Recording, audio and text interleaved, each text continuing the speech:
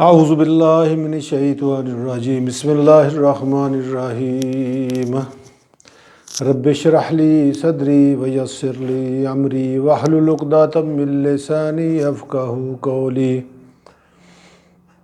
سامعین السلام علیکم ورحمۃ اللہ وبرکاتہ۔ آصف وسلم کی مختصر سیرت کے بارے میں آج ہم ویڈیو نمبر 8 ریکارڈ کر رہے ہیں، تو انشاءاللہ تعالی امید ہے کہ آپ سب کو پسند آئے گی۔ تو ہم شروع کرتے ہیں۔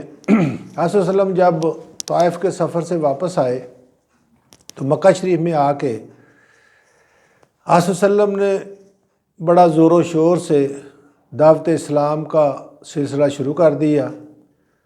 جب حج کا موقع آتا تو بہت سارے وفود ملکوں سے آتے تو آصف وسلم ان سے ملتے، ان کو اسلام کی دعوت دیتے، اور اسی طرح بہت سارے لوگ جو تھے وہ دائرہ اسلام میں داخل ہونے لگے۔ بعض دفعہ آپ صلی اللہ علیہ وسلم راستے میں کھڑے ہو جاتے، جو لوگ بھی گزرتے ان کو اسلام کا پیغام دیتے، اپنا تعارف کراتے، اور بہت سارے لوگ مسلمان ہونے لگے۔ ایک دفعہ آپ صلی اللہ علیہ وسلم ایک جگہ جا رہے تھے، منا کی گھاٹی میں سے کچھ لوگوں کی باتیں کرنے کی آپ صلی اللہ علیہ وسلم کو آواز سنائی دی، تو آپ صلی اللہ علیہ وسلم ان کے پاس گئے تو پوچھا کہ آپ لوگ کون ہیں؟ تو انہوں نے عرض کی کہ ہم مدینہ شریف سے حج کے لیے آئے ہیں۔ تو آپ صلی اللہ علیہ وسلم نے ان کو پوچھا کہ کیا آپ سے میں بات کر سکتا ہوں؟ تو انہوں نے کہا کہ بالکل، ضرور، آپ فرمائیے۔ تو آپ صلی اللہ علیہ وسلم نے اپنا تعارف کرایا اور اسلام کی دعوت دی۔ تو وہ آپس میں ایک دوسرے کو دیکھ کے تو بڑے حیران ہوئے کہ یہ تو وہی پیغمبر لگتے ہیں کہ جن کا یہود جو ہیں، کیونکہ مدینہ شریف میں یہودی بہت آباد تھے، تو کہتے ہیں ہمیں تو یہ لگتا ہے کہ یہ وہی پیغمبر ہیں جن کا یہودی بہت زیادہ ذکر کرتے ہیں کہ وہ اب مبعوث ہونے والے ہیں، اور مجھے لگتا ہے، ہمیں لگتا ہے کہ یہ وہی پیغمبر ہیں۔ تو انہوں نے کہا کہ بجائے اس کے کہ یہود ان پر پہلے اسلام، ان کے ہاتھ پر اسلام قبول کریں، ہم اسلام قبول کر لیتے ہیں۔ لہٰذا انہوں نے کوئی توقف نہ کیا اور انہوں نے اسلام قبول کر لیا۔ وہ تقریباً 6 لوگ تھے۔ تو انہوں نے واپس جا کے مدینہ شریف میں گھر گھر چرچا کیا کہ آخری پیغمبر اللہ تعالیٰ نے بھیج دیے ہیں، وہ مکہ شریف میں، ان کا نام محمد ہے، اور گھر گھر آپ صلی اللہ علیہ وسلم کا چرچا ہونے لگا۔ تو یہ ایک بڑا پازیٹیو میسیج چلا گیا مکہ شریف میں، مدینہ شریف میں، کہ آپ صلی اللہ علیہ وسلم دنیا میں تشریف لے آئے۔ تو اس کے بعد کیا ہوا کہ ایک صحابی تھے، بڑے مطلب نامور صحابی ہیں، ابو ذر غفاری، وہ بھی مدینہ کے اطراف میں رہتے تھے۔ ان کو پتہ چلا تو آپ صلی اللہ علیہ وسلم کو ملنے کے لیے مکہ شریف آ گئے۔ تو آپ صلی اللہ علیہ وسلم سے ملاقات کی، اور تھوڑی ہی دیر کے بعد باتوں باتوں میں جب آپ صلی اللہ علیہ وسلم نے اپنا تعارف کرایا اور اسلام کی دعوت دی تو انہوں نے اسلام کی دعوت قبول کر لی اور مسلمان ہو گئے۔ تو آپ صلی اللہ علیہ وسلم نے ان کو فرمایا کہ اے ابو ذر غفاری، ابھی آپ اپنے اسلام کو چھپائے رکھو اور واپس اپنے قبیلے میں چلے جاؤ۔ تو جب تمہیں یہ پتہ چلے کہ اسلام کو بڑی تقویت مل گئی ہے تو آپ مکہ شریف چلے آنا۔ تو وہ کہنے لگے یا حضرت، میں تو اپنے اسلام لانے کا جو واقعہ ہے یہ بالکل سب لوگوں کو بتاؤں گا، مجھے کسی کا کوئی ڈر نہیں ہے، کیونکہ میں جب آپ کو ملنے کے لیے آ رہا تھا تو اس وقت میں نے اپنے آنے کی اطلاع کسی کو نہیں دی۔ میں نہیں چاہتا تھا کہ میں کسی کفار کے ہاتھ لگ جاؤں اور مجھے کوئی پرابلم ہو۔ تو اب تو میں آپ کو مل چکا اور میں نے اسلام بھی قبول کر لیا، تو میں تو اسلام کی دعوت جو میں نے قبول کی ہے میں اس کا سر عام اعلان کروں گا۔ بہرحال انہوں نے دوسرے دن کیا کیا، مسجد حرام میں چلے گئے، اور وہاں کافی کفار جمع تھے، تو انہوں نے جا کے اعلان وہاں کلمہ پڑھا، لا الہ الا اللہ ہو محمد الرسول اللہ۔ ان کا کلمہ پڑھنا ہی تھا کہ کفار مکہ نے کہا اس بے دین کو پکڑو اور ان کو مارو۔ تو حضرت ابو ذر غفاری کو بہت انہوں نے مارا پیٹا۔ تو اتنی دیر میں حضرت عباس صلی اللہ علیہ وسلم کے چچا وہ وہاں تشریف لائے، تو انہوں نے ابو ذر غفاری کو دیکھا تو انہوں نے پہچان لیا، تو انہوں نے کفار کو روکا، ان کو کہا کہ یہ ابو ذر غفاری وہ ہیں، اس قبیلے سے تعلق رکھتے ہیں، جب آپ لوگ کھجوروں کی تجارت کے لیے وہاں جاتے ہیں تو ان کے قبیلے سے ہی آپ لوگ کھجوریں خرید کے لاتے ہیں، اگر یہ مر گیا تو آپ کا یہ کھجوروں کا جو کاروبار ہے، جو تجارت ہے کھجوروں کی، یہ رک جائے گی، لہٰذا چھوڑ دو اس کو۔ خیر انہوں نے چھوڑ دیا۔ دوسرے دن پھر حضرت ابو ذر غفاری نے وہی کام کیا، مسجد حرام میں گئے تو پھر اونچی کلمہ پڑھا، لا الہ الا اللہ و محمد الرسول اللہ۔ تو کفار جو وہاں جمع تھے انہوں نے پھر وہی کام کیا، اس بے دین کو مارو، تو انہوں نے پھر مارنا پیٹنا شروع کر دیا۔ بہرحال حضرت ابو ذر غفاری بڑے اپنے اسلام پر جمے ہوئے تھے، انہوں نے خوشی سے یہ ساری مار بھی برداشت کی، اور بالکل اپنے آپ کو انہوں نے یہ نہیں سوچا اپنے اندر کہ میں نے کیوں اسلام قبول کیا، میرے ساتھ تو ظلم ہو رہا ہے۔ بہرحال انہوں نے یہ خوشی سارا کچھ برداشت کیا، اور چند دنوں کے بعد وہ واپس چلے گئے۔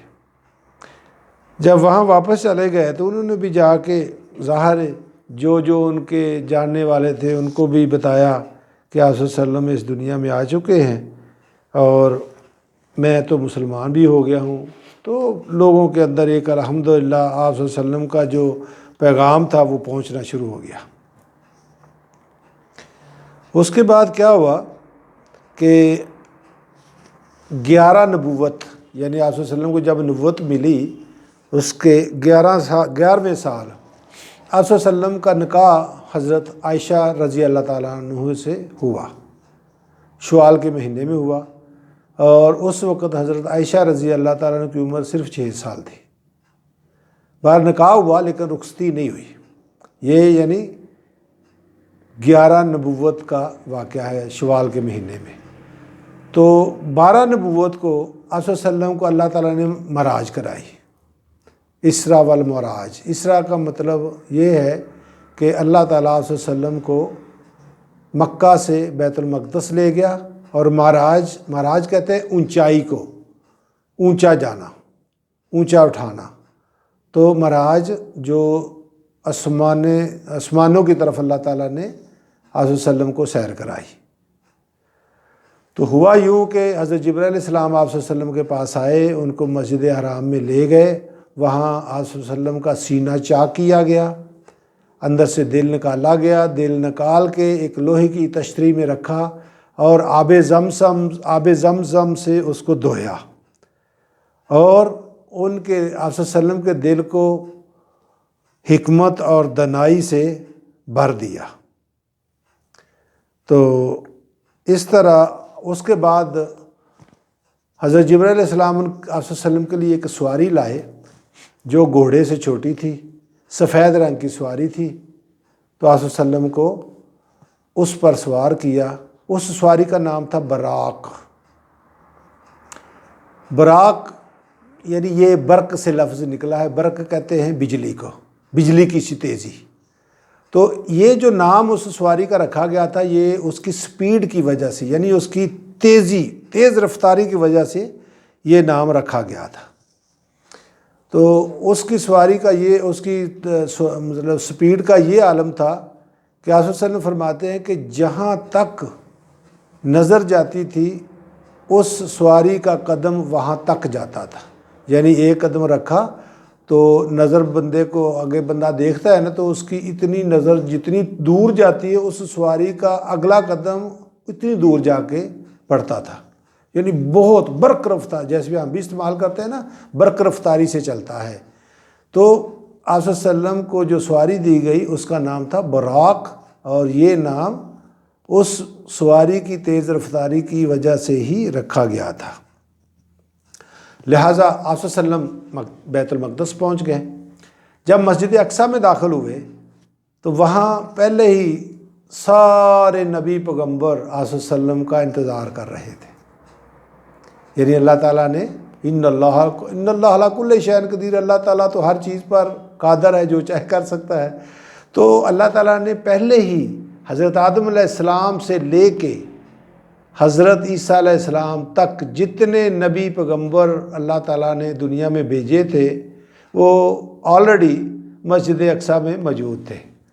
تو آپ صلی اللہ علیہ وسلم نے تمام انبیاء کی امامت کرائی اور 2 رکعت نماز ادا کی. تو اسی لیے آپ نے سنا ہوگا کہ ہم یہ بھی کہتے ہیں کہ آپ صلی اللہ علیہ وسلم امام الانبیاء ہیں، یعنی کہ آپ صلی اللہ علیہ وسلم نے تمام انبیاء کی امامت کرائی تھی. ٹھیک ہے. اس کے بعد حضرت جبرائیل علیہ السلام آپ صلی اللہ علیہ وسلم کے لیے 2 پیالے لائے. ایک پیالے میں دودھ تھا، دوسرے پیالے میں شراب تھی. تو آپ صلی اللہ علیہ وسلم کو پیش کیے. آپ صلی اللہ علیہ وسلم نے دودھ پسند کیا اور نوش فرمایا. تو حضرت جبرائیل علیہ السلام نے فرمایا کہ آپ نے فطرت اپنائی.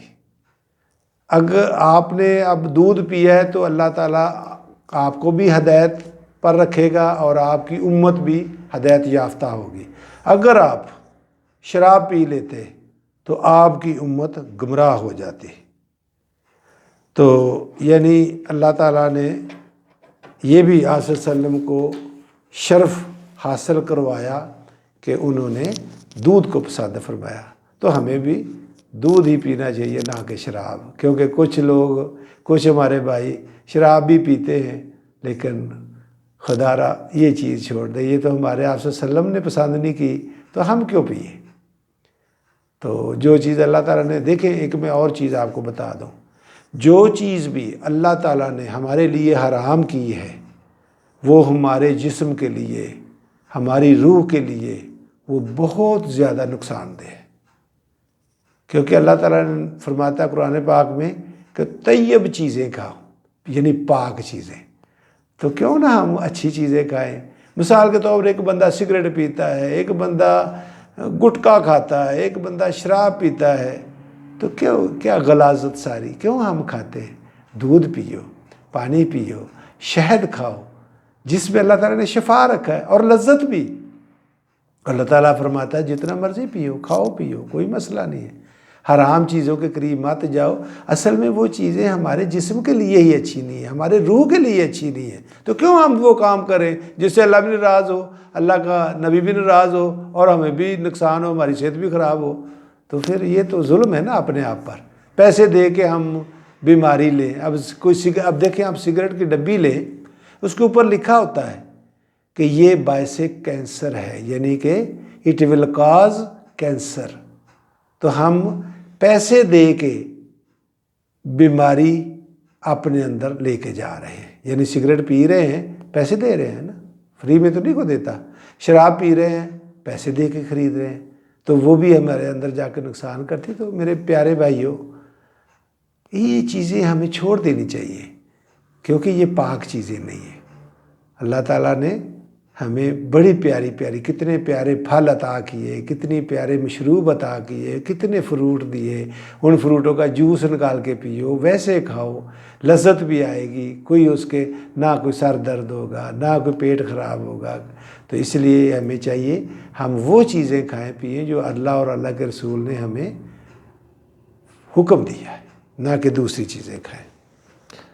اس کے بعد آپ صلی اللہ علیہ وسلم کو جبرائیل علیہ السلام آسمانوں کی سیر کے لیے لے گئے.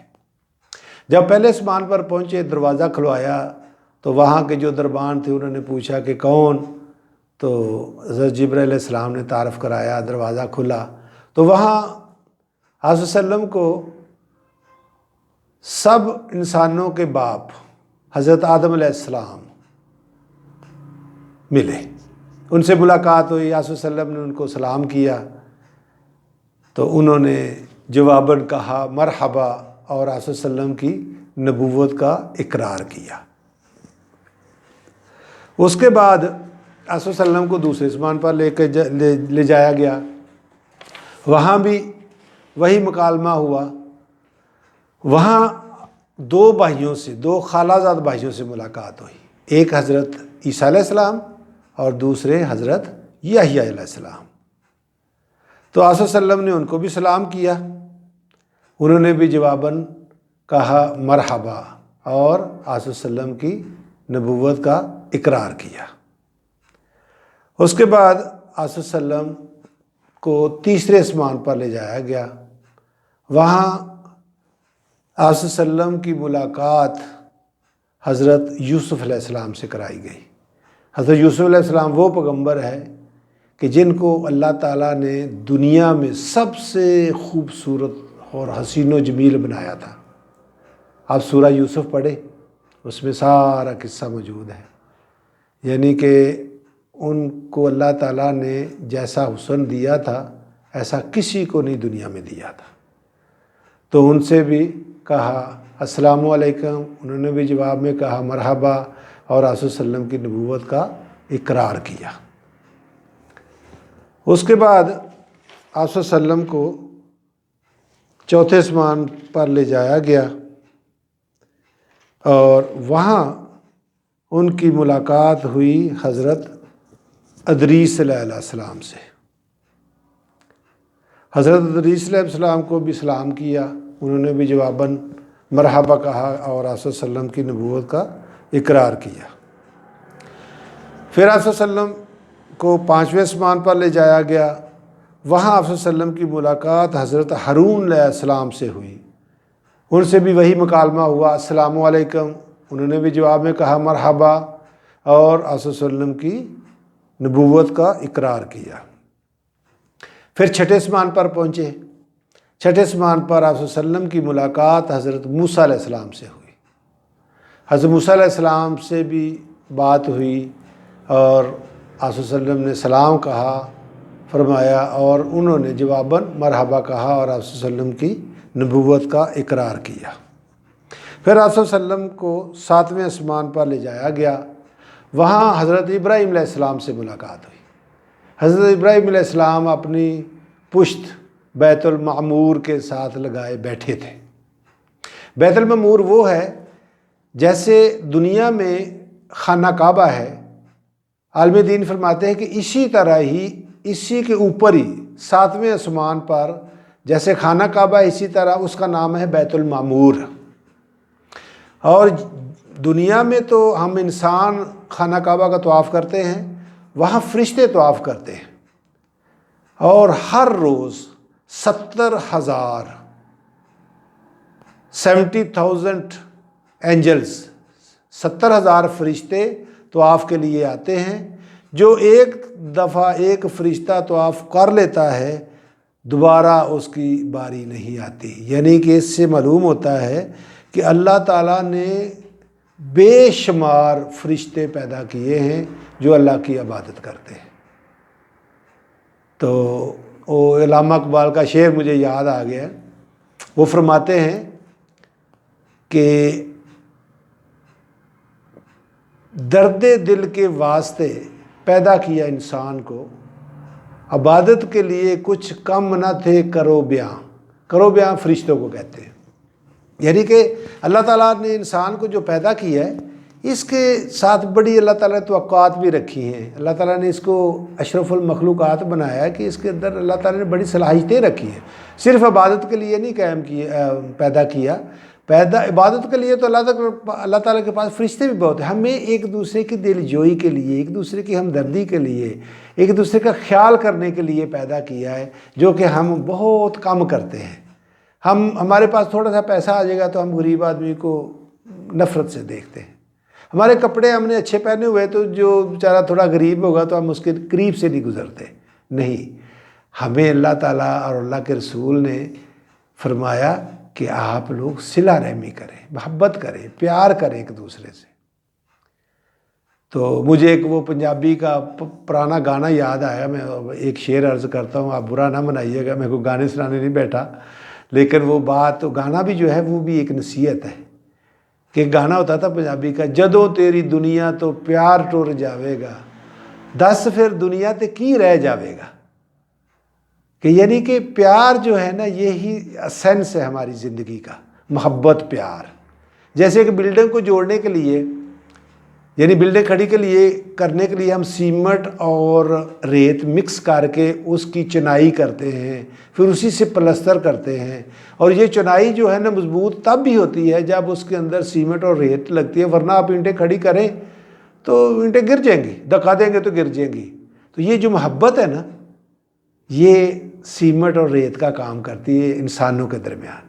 تو ہمیں پیار محبت سے رہنا چاہیے، ایک دوسرے کا خیال کرنا چاہیے.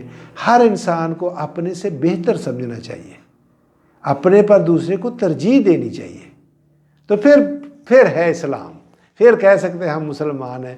اگر ہم نے دوسروں سے نفرت کی، دوسروں سے دور دور بھاگے، تو پھر کیا ہمارا اسلام، کیا ہماری محبت تو پھر ختم ہو گئی نا. آج تو ہمارے پاس پیسہ آ جاتا تو ہم بھائی کو بھی نہیں ملتے، تو یہ ایسے پیسے نہ مانگ لے ہم سے.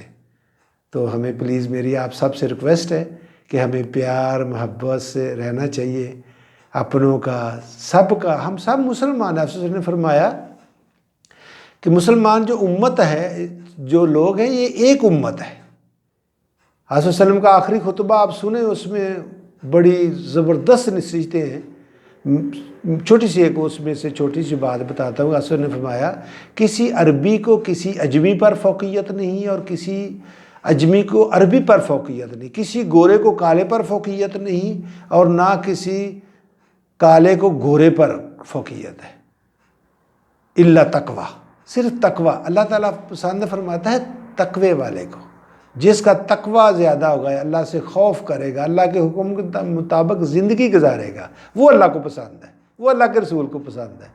اصل میں یہ ہے ہماری ہمارا اسلام، اور یہ ہماری مسلمانی، کہ ہم دوسرے کو اپنے سے بہتر سمجھیں اور اپنے آپ پر ترجیح دیں.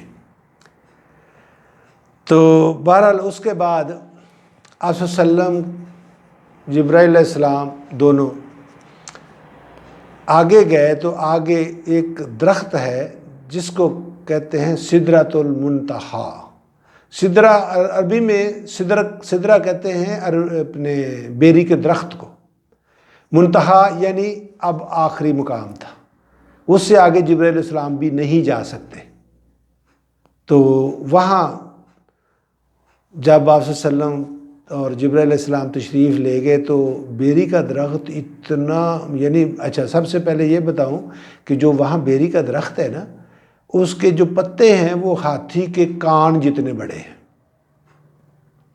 اور جو اس کے پھل ہیں وہ بھی بڑے بڑے ہیں، جیسے کنڈوں کی طرح ہیں. یعنی کنڈے جیسے سمجھے کہ کافی بڑے ہوتے ہیں. تو اس کے بعد دیکھتے ہی دیکھتے آپ صلی اللہ علیہ وسلم فرماتے ہیں کہ وہ جو سدرۃ المنتہا نا، یعنی بیری کا درخت تھا، اتنا خوبصورت ہو گیا، اتنا خوبصورت ہو گیا، اس سے یعنی اتنی خوبصورتی نکلے گی کہ وہ بیان سے باہر ہے. اس کے بعد پھر آپ صلی اللہ علیہ وسلم کو حضرت جبرائیل علیہ السلام وہاں رک گئے. انہوں نے فرمایا کہ اس سے آگے میں نہیں جا سکتا. تو پھر اللہ تعالیٰ آپ صلی اللہ علیہ وسلم کو اپنے پاس لے گئے. قرآن پاک میں آتا ہے کہ آپ صلی اللہ علیہ وسلم اللہ تعالیٰ کے اتنے قریب ہو گئے کہ 2 کمانوں کا فاصلہ رہ گیا. کمان یہ جو تیر کمان والی کمان ہوتی ہے، پھر اللہ تعالیٰ فرماتا ہے کہ اس سے بھی زیادہ قریب ہو گئے. تو اب اللہ ہی بہتر جانتا ہے، اللہ اور اللہ کا رسول بہتر جانتا ہے کہ کتنے قریب ہوئے اور کتنے ہوئے. اب جب 2 کمانے بھی دیکھیں بالکل آمنے سامنے ہوتے، کوئی فاصلہ نہیں ہوتا، لیکن پھر فرمایا اس سے بھی قریب ہو گئے. باقی پھر اس کے بعد اللہ جانتا ہے اور اللہ کا رسول جانتا ہے. ہمارے عالم دین اس بات پر کافی بیان کرتے ہیں کہ اللہ کو دیکھا، اللہ کو نہیں دیکھا. تو بہرحال یہ اللہ اور اللہ کا رسول ہی جانتا ہے، ہم نہیں کچھ کہہ سکتے. تو بہرحال اس کے بعد اللہ تعالیٰ سے ملاقات ہوئی. اللہ تعالیٰ نے آپ صلی اللہ علیہ وسلم کو ایک تحفہ دیا جو کہ 50 نمازیں تھیں. یعنی کہ آپ صلی اللہ علیہ وسلم کو تحفہ دیا کہ آپ کی امت 24 آور میں، یعنی 24 گھنٹوں میں 50 نمازیں ادا کرے گی. آپ صلی اللہ علیہ وسلم بہت خوش ہوئے. اور بہرحال ملاقات ختم ہوئی، آپ صلی اللہ علیہ وسلم واپس آئے. جب 6 آسمان پر آئے، حضرت موسیٰ علیہ السلام سے ملاقات ہوئی. تو حضرت موسیٰ علیہ السلام نے پوچھا کہ اے محمد صلی اللہ علیہ وسلم، آپ کو اللہ تعالیٰ کی طرف سے کیا تحفہ عطا ہوا، کیا تحفہ ملا؟ تو آپ صلی اللہ علیہ وسلم نے خوشی خوشی بتایا کہ مجھے 50 نمازیں میری امت کو پڑھنے کے لیے، مجھے اور میری امت کو پڑھنے کے لیے یہ مجھے تحفہ ملا ہے۔ حضرت موسیٰ علیہ السلام نے فرمایا کہ یا رسول اللہ، اے محمد صلی اللہ علیہ وسلم، یہ بہت زیادہ ہے، میری امت پر صرف 2 نمازیں فرض تھیں، انہوں نے وہ بھی نہیں پڑھی، تو یہ تو 50 ہے، یہ تو بہت زیادہ ہے۔ تو آپ اللہ تعالیٰ کے پاس دوبارہ جائیں، آپ صلی اللہ علیہ وسلم سے مطلب اللہ تعالیٰ کے پاس دوبارہ جائیں، ان سے عرض کریں کہ کچھ کم کر دیں۔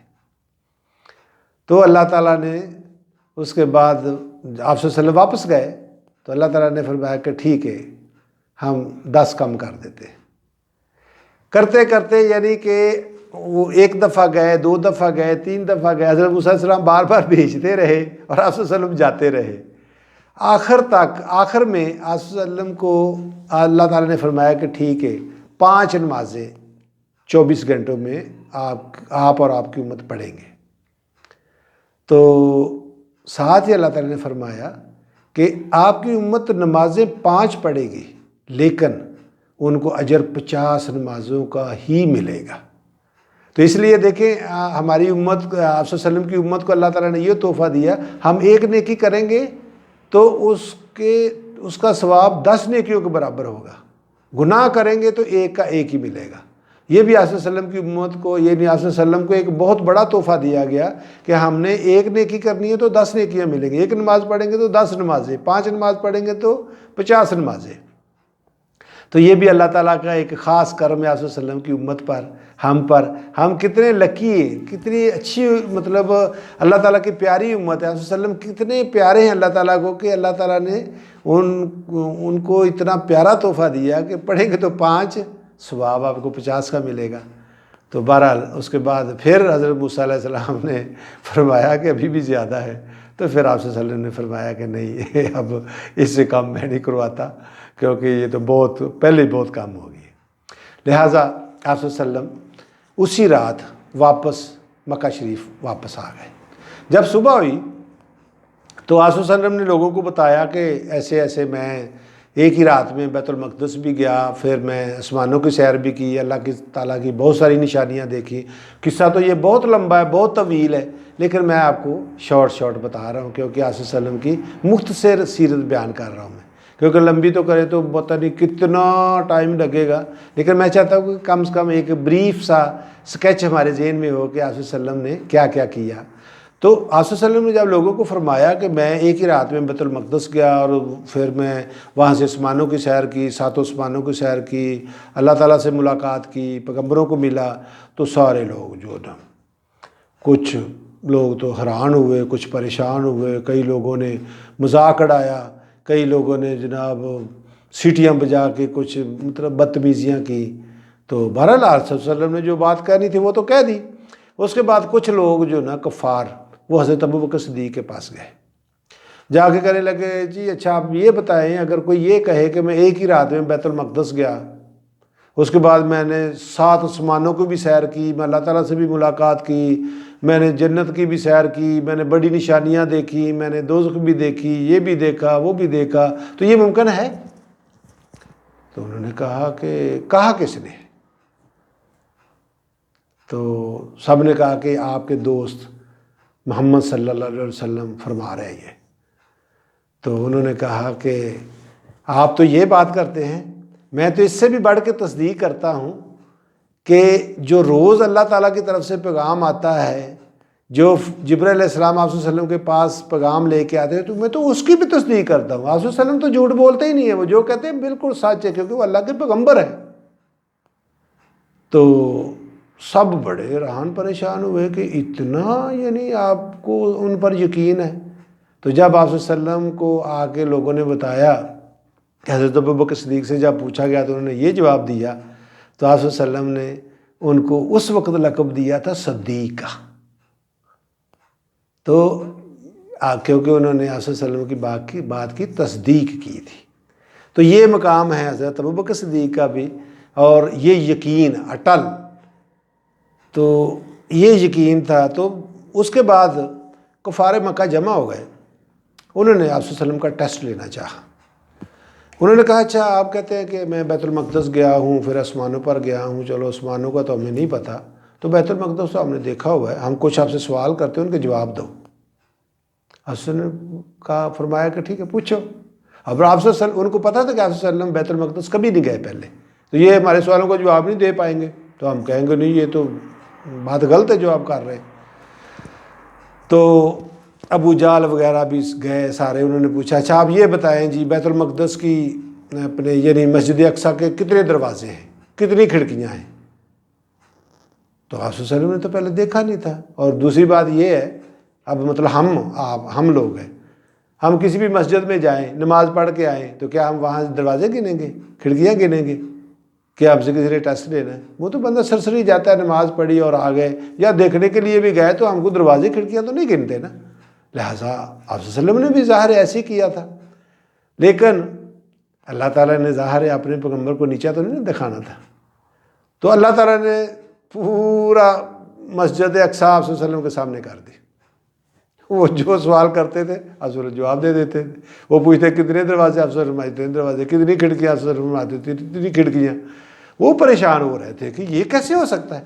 ظاہر ہے اندر انسان کا جو اندر اللہ تعالیٰ نے ضمیر رکھا ہے نا اور دماغ رکھا ہے، وہ بتاتا ہے کہ یہ تو سچ کہہ رہے ہیں تو آپ مانو بات، لیکن وہ شیطان نہیں نا ماننے دیتا۔ شیطان کہتا نہیں آپ نے نہیں ماننا ہے، سکھاؤں گا میرے بندے آپ اللہ کے بندے بن جائیں گے۔ بہرحال اس کے بعد پھر انہوں نے سوال کیا کہ شام کی طرف سے نا ایک قافلہ آ رہا ہے، تجارتی قافلہ مکہ میں واپس آ رہا ہے، تو آپ بتائیں وہ آپ نے راستے میں دیکھا؟ رسول نے فرمایا ہاں میں نے وہ بھی دیکھا۔ تو پوچھا کہ وہ کہاں ہے؟ تو رسول نے فرمایا اس وقت وہ فلاں جگہ پر ہے۔ اللہ تعالیٰ نے سارا کچھ سامنے کر دیا۔ جب اللہ کے پیغمبر ہے تو پھر بات کون سی، پیچھے کیا رہ جاتا ہے، کیونکہ اللہ تعالیٰ جو چاہے کر سکتا ہے، ان اللہ علی کل شیء قدیر۔ تو آپ صلی اللہ علیہ وسلم نے فرمایا کہ وہ اتنے دنوں میں مکہ پہنچ جائے گا اور سب سے پہلے فلاں اونٹ جو ہے نا وہ مکہ میں داخل ہوگا۔ تو وہ کہتے اچھا چلو دیکھتے ہیں، لیکن وہی ہوا، اتنے دنوں میں قافلہ پہنچ گیا اور سب سے پہلے جو آگے مطلب پہلے اونٹ تھا وہی تھا جو آپ صلی اللہ علیہ وسلم نے فرمایا کہ یہ اونٹ مکہ میں سب سے پہلے داخل ہوگا۔ تو بہرحال جن کو اللہ تعالیٰ نے ہدایت دینی تھی وہ انہوں نے کلمہ پڑھا، مسلمان ہو گئے، لیکن جو پکے کٹر کفار تھے جیسے ابو جہل وغیرہ تھے، انہوں کو نہیں یہ تو بس پتہ نہیں ان کے پاس کیا جادو ہے، کیا چیز ہے، کس سے پتہ کرتے ہیں، یہ ایسی نہیں، کیونکہ وہ ماننے کو وہ کہتے کہ وہ ماننا نہیں نا، جب نہیں ماننا ہوتا تو بندہ 100 بہانے بنا لیتا ہے۔ تو اللہ تعالیٰ فرماتا ہے جس کو میں نے ہدایت دینی میں نے اسی کو ہدایت دینی، تو ہدایت اسی کو دیتا ہے اللہ جو ہدایت کا طلبگار ہوتا ہے۔